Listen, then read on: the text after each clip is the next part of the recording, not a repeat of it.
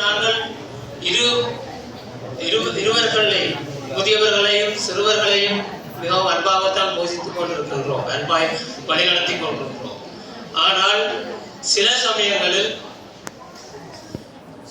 அதை நாங்கள் பல்வேறு காரணிகள் காரணமாக அதற்கான தடங்கல்கள் ஏற்பட்டுக் கொள்கின்றன. சிறுவர் வைத்திய நிபுணராகிய நான் எனது அனுபவத்தில் எமது வைத்தியசாலைகளில் காணப்படுகின்ற சிறுவர் சம்பந்தமான சில பிரச்சனைகள் சம்பந்தமாக ஒரு விழிப்புணர்வுக்காக சில விடயங்களை சொல்ல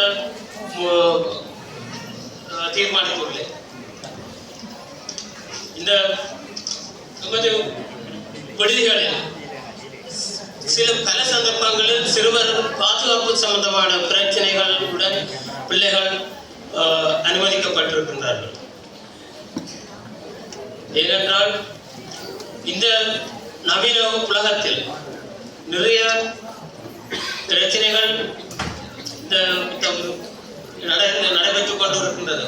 உதாரணத்துக்கு போதைப்பொருள் பாவனை அநேகமாக இது இளைஞர்கள் மத்தியில் இது ஒரு பெரிய அதிகரித்து வரும் பிரச்சனையாக காணப்படுகின்றது. இதன் காரணமாக சிறுவர்களுடைய பாதிக்கப்பட்ட சந்தர்ப்பங்கள் நாங்கள் அவதானிக்கக்கூடியதாக இருக்கிறது.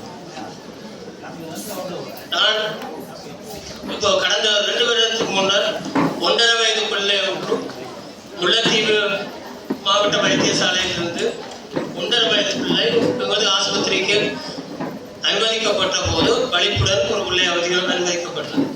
அந்த பிள்ளைக்கு நாங்கள் வலிப்புக்குரிய காரணம் என்ன, அந்த பிள்ளை சரியான பாதிப்போடு இருந்ததன் காரணம் என்று ஆராய்ந்து பார்க்கும்போது பிள்ளையின் உறுதி மாதிரிகள் போதைப்பொருள் இருந்தது. ஐஸ் போதைப்பொருள் உறுதி மாதிரி ஐஸ் போதை 1.5 வயசு பிள்ளைக்கு ஐஸ் போதைப்பொருள் வந்தது. அந்த பிள்ளை அதிதீவிர சிகிச்சையில் வைத்து பராமரிக்கப்பட்டு இறுதியில் பல குறைபாடுகளுடன் வீடு சென்றது.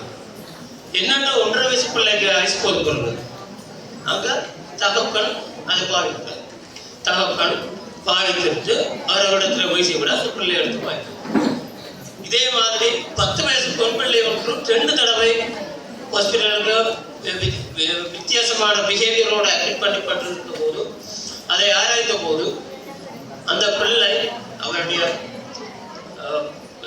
தமிழ் அவருடைய ஃப்ரெண்ட்ஸ் ஆக்கள் போதைப்பொருளை பாவிக்க அதே ஒருக்கா தானும் ஒருக்கா டேஸ்ட் பண்ணி பார்க்க மாட்டேன் இன்ஜெக்ஷனை கையில் ஏற்றி வைக்கும்.